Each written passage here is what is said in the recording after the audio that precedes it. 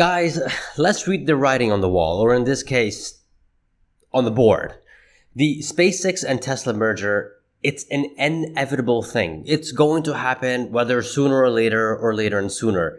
Now we got mainstream media coming on top of this and talking about it, which is just absolutely nuts. It's not just mainstream media, it's other folks as well, other big folks as well that are coming out and talking about it. And here's the crazy part.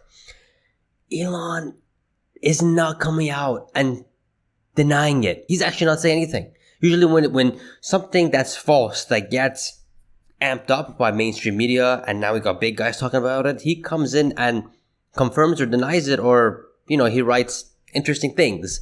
He hasn't done that, which indicates that this is the case. Let's get down to it. Let's see what CNBC has to say. Because there was some interesting stuff that they had to say. Their information is not top notch. They didn't really do the full research, but nonetheless, the covering of it is pretty flippin' interesting. And the synergy between the companies are more than ever. And Peter Diamond's, Chamath, and other guys are saying some interesting stuff. So let's just get down to it. Smash that like button, hit subscribe if you haven't already, and let's go. So let's go see what CNBC has to say about this. Speculation is starting to build as we gear up for SpaceX to IPO about a potential merger between that company and Tesla. What could be the benefits, and are there any hurdles? Seema Modi is exploring that very question, and a big one, in today's Tech Check. Hi, Seema. So, Kelly, we've been digging into this one really closely, myself as well as Laura Kolodny and the digital team, about this potential merger between these two companies. And what we're hearing is that Elon Musk has engaged in conversations about a potential merger between SpaceX and Tesla as to why he might push for this. So this is very interesting. According to CNBC themselves, Elon Musk had discussed the possibility of merging SpaceX and Tesla with colleagues. They didn't provide who told them this or share any reference, which could be dangerous if they are running on speculation like how the rest of us are reporting. But we both know that a merger will happen eventually, and it's looking like mainstream media want in on it too. And I want to take a second here and clarify something. As you guys can see, it says SpaceX market cap to reach 7.5 trillion. No, that is incorrect. That's the compensation package deal for SpaceX alone, not what happens when a merger happens. CNBC needs to fix that. Worth noting, his rewards compensation is tied to two milestones being hit, one of which is achieving a $7.5 trillion market cap. A merger with Tesla would likely get SpaceX to over $3 trillion, but folding Tesla into SpaceX does raise the question about his ability to lead what would essentially look like a diversified conglomerate that spans rockets, satellites, data centers, and cars. That doesn't seem to faze longtime SpaceX investor Tejpal Bhatia. And I think it's been proven by Elon himself, but many others, that the days of the serial entrepreneur where they're doing one at a time, that's, of course, where all of us have to get our start, and takes that level of focus. But we've seen with several successful entrepreneurs, this parallel entrepreneurship seems to work. Now, Musk is CEO and sits on the board of both SpaceX and Tesla, along with his brother Kimball. Correction here. No, Kimball does not sit on the board of SpaceX. SpaceX board members Antonio Gracias, Steve Durson previously sat on Tesla's board, so there is a lot of shared knowledge. We're also told engineers from both companies often collaborate on solving issues tied to energy, battery storage, compute, radiation. The feasibility of a deal may just come down to Musk himself. He certainly controls both companies, and we know with SpaceX, he has about 85% voting control. That's a very interesting point at the end that they mentioned regarding the shared talents, because there is a lot of synergy between the two companies. And I made this post on X outlining the synergies and why it's inevitable that these two companies are going to merge from point 1 to point 11. You guys can pause and read that. This is just only 11. I'm pretty sure there's like many more synergies in between it. But nonetheless, why would Elon would want to have two publicly traded companies with two different earnings call? Imagine every year, 8 earnings call, every 3 months, 2 earnings call. Like, come on. And we know that Elon is not of a quarterly based guy. He's more of a 5 to 10 year guy. So I think just that reason alone, a merger makes sense. While both of these companies are pretty much converted, I'm not looking at this as a shareholder point of view, guys. But as a business point of view, whether Tesla shareholders will vote for it or not, it makes sense for these two companies to merge eventually.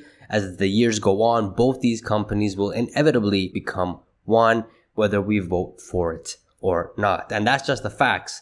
And I just made a podcast with Alexander Merz, and she went into great detail because there's more things coming out, and she scopes these out more than any of us could do. And the writing it's just right on the wall. Literally right on the wall, which is nuts. And it's not just her coming out and saying this. There's so many other big guys coming out, like Walter Isaacson, who is very close to Elon. He's saying that he wants to merge all of them to one. We got Chamath coming out and saying that it's going to happen. It's going to happen. It's not a 99% chance, 100% chance it's going to happen. And we've got Peter Diamond's coming out recently in an interview coming out and saying this in Bloomberg Television. He pretty much says that this Tesla and SpaceX merger is inevitable. Peter Diamond says that the combination makes sense because it would give Elon Musk the super voting rights he has at SpaceX, but lacks at publicly held Tesla. Musk has 81% control at SpaceX before the company filed for an initial public offering. So if he owns 20% of Tesla, and he owns 85% of SpaceX, when you merge them at an equal, it's going to be an equal. Maybe it'll be a premium because when SpaceX rises up, I think Tesla stock will be north of $600-700 before it does. And I hope there's some other things into that as well, but let's see. But it'll be a merger of equals. When you guys bring that down, that brings his ownership above 50%, which makes completely sense. Alexander Burumama, to Tesla Burumama, broke this down nicely, which the podcast will be coming out in a few days for members only, in maximum a week for everybody else. So if you guys aren't a YouTube member or ex-subscriber, I recommend you guys to do it right now because a lot of juicy stuff is flipping coming. He continues and says that I put it not as a matter of if, but only a matter of when those companies come together. Pretty much saying this is inevitable. He also says that merging the companies would give Musk the ability to operate across all of his infrastructure, including a fleet of cybercab, robotaxis, and Tesla vehicles with compute and power capability, creating a global infrastructure on the ground and in space. And again, it's not just Peter Diamond that's coming out and saying this. A lot of investors are coming out that a merger is going to happen. It's in the benefit of Elon to merge these two companies. Now, of course, when it merges as Tesla investors, I do think we will have the edge of this. We will be benefiting more if we hold the stock rather than selling the stock now and buying the SpaceX stock. That's just my opinion. And then it gets merged.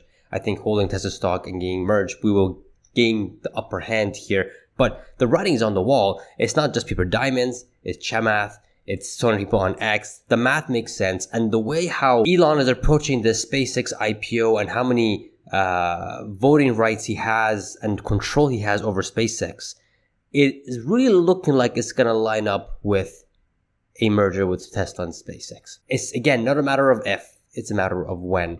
And SpaceX IPO is in exactly 2 weeks from today, and the merger announcement could come as soon as July. We'll see what happens according to Burumama. I recommend you guys to watch this podcast. It shows her 4 scenarios on how this will happen. There will be a new podcast coming up again with Alexander Merz very, very soon. So I recommend you guys to listen to how she came up with, how she narrowed it down to being the 4th scenario being the most likely and how we can benefit as Tesla investors. So it's a very good one. I recommend you guys watch it a couple times with a bag of popcorn. It's a lot of good information there, but you guys don't want to miss that one if you haven't missed it. If you guys have missed it, there's another podcast I did after that. I think it's on this side here. You guys can check that out.